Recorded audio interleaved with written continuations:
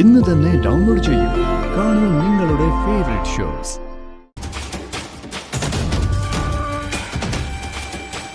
എന്തായി ആലോചിച്ചിരിക്കുന്നെ?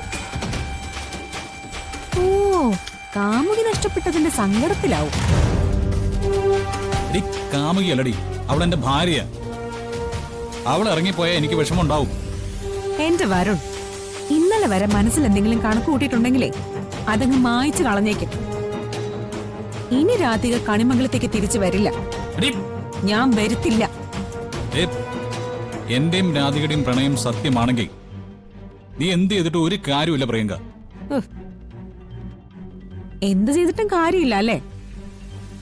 അപ്പോ അവളെ കൊന്നാലും കുഴപ്പമില്ലല്ലോ.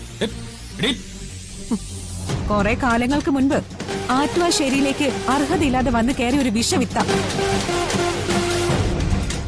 അതാ കുടുംബത്തിൽ നിന്നും പറിച്ചു കളയണമെന്ന് ഞാനൊന്ന് ആവശ്യപ്പെട്ട മുത്തശ്ശിയും അമ്മയും അച്ഛനും സന്തോഷത്തോടെ അത് ചെയ്യും. അവിടുന്നും കൂടി പുറത്തിറക്കിയ അന്വേഷണം നടക്കേണ്ടി വരില്ല.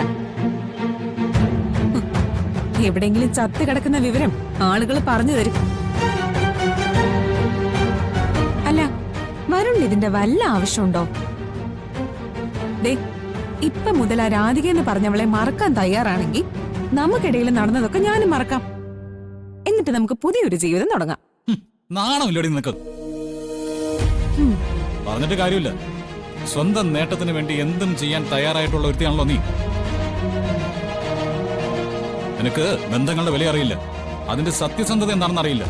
നിനക്ക് പണത്തിന്റെ കണക്ക് മാത്രമേ അറിയൂ.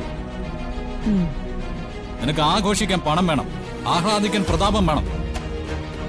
പക്ഷേ എനിക്കുള്ളതെല്ലാം നഷ്ടപ്പെടുത്തിയിട്ടായാലും ഞാൻ എന്റെ രാധികയെ സ്വന്തമാക്കിയിരിക്കും. ഇല്ല വരുൺ, വരുണിന് ഞാൻ അവളെ തരില്ല.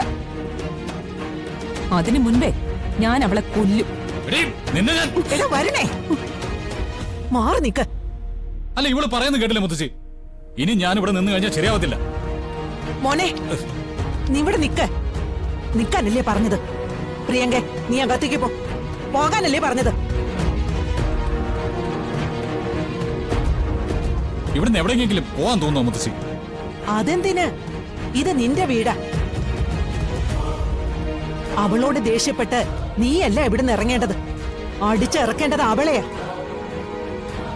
എടാ, അവൾ ഇത്രയും കാലം ശ്രമിച്ചതും നടപ്പാക്കിയതും നിന്റെ ജീവിതത്തിൽ നിന്നും രാധികയെ പുറത്താക്കുകയെന്നതാ. ഇനി മുതൽ അവളുടെ തന്ത്രം നമുക്കും തിരിച്ചു പ്രയോഗിക്കാം. നിന്റെ ജീവിതത്തിൽ നിന്നും അവൾ ഇറങ്ങി പോവാൻ എന്താ മാർഗമെന്ന് നമുക്ക് നോക്കാടാ. കഷ്ടപ്പെടണം, ഒരുപാട് കഷ്ടപ്പെട്ടാലേ നിന്റെ പെണ്ണ് നിന്റെ അടുത്തേക്ക് തിരിച്ചു വരൂ. മുത്തശ്ശി കൂടെ ഉണ്ടടാ.